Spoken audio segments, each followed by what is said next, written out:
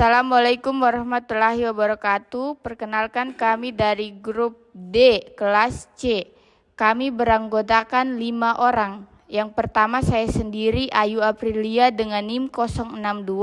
Yang kedua Aza Ulfa Lutfia S dengan NIM 063. Yang ketiga Musjianti dengan NIM 075. Yang keempat Siti Nur Aisyah Sabardin dengan NIM 085. Dan yang terakhir Woden Indi Andini dengan NIM 088.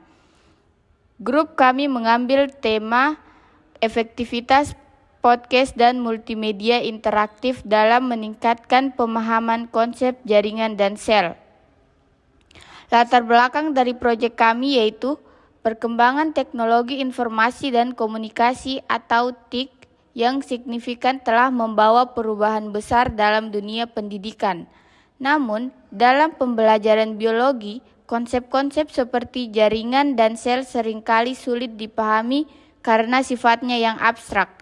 Pembelajaran tradisional yang hanya mengandalkan ceramah dan buku teks tidak cukup efektif.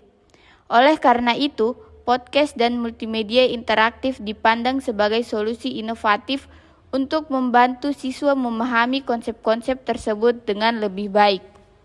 Selanjutnya yaitu kriteria pemilihan teknologi pembelajaran.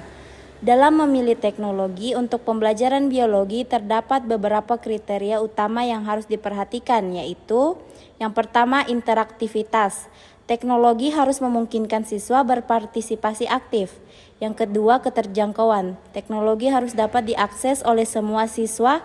Dan yang ketiga kemudahan penggunaan. Teknologi harus mudah digunakan. Yang keempat, dukungan untuk deep learning. Teknologi harus mendukung analisis mendalam. Dan yang terakhir yaitu fleksibilitas. Teknologi harus terintegrasi dengan metode lainnya. Selanjutnya, pembelajaran berbasis deep learning.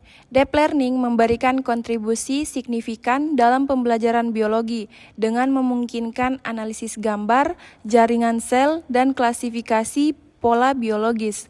Aplikasi seperti Cell Explorer 3 dimensi dan TensorFlow membantu siswa memahami konsep jaringan dan sel melalui visualisasi dan pemodelan 3 dimensi. Selanjutnya, teknologi untuk penyusunan karya ilmiah. Berbagai teknologi dapat digunakan untuk membantu penyusunan karya ilmiah seperti Mendeley, manajemen referensi akademik, Grammarly, alat untuk proofreading dan pengecekan tata bahasa, Google Doc, dan Overleaf, alat penulisan kolaboratif berbasis cloud. Selanjutnya, metode penelitian. Metode ini menggunakan pendekatan deskriptif kualitatif, menggunakan data melalui studi literatur, observasi, dan wawancara jika diterapkan.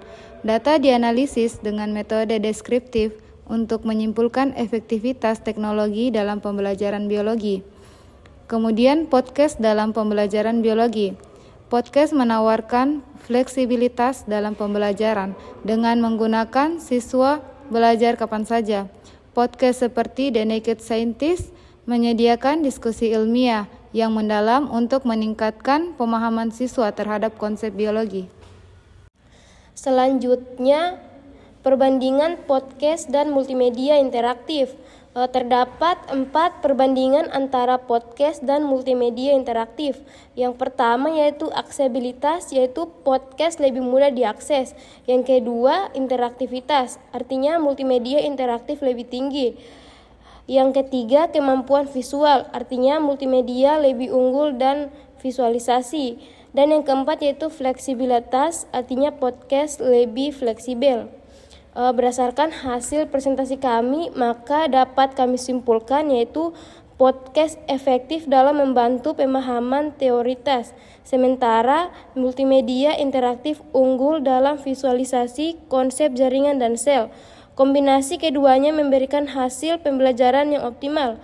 Aplikasi seperti Mendeley dan Grammarly mendukung penyusunan karya ilmiah. Itulah tadi pemaparan materi dari grup D. Lebih dan kurangnya mohon dimaafkan. Saya akhiri dengan ucapan wassalamualaikum warahmatullahi wabarakatuh.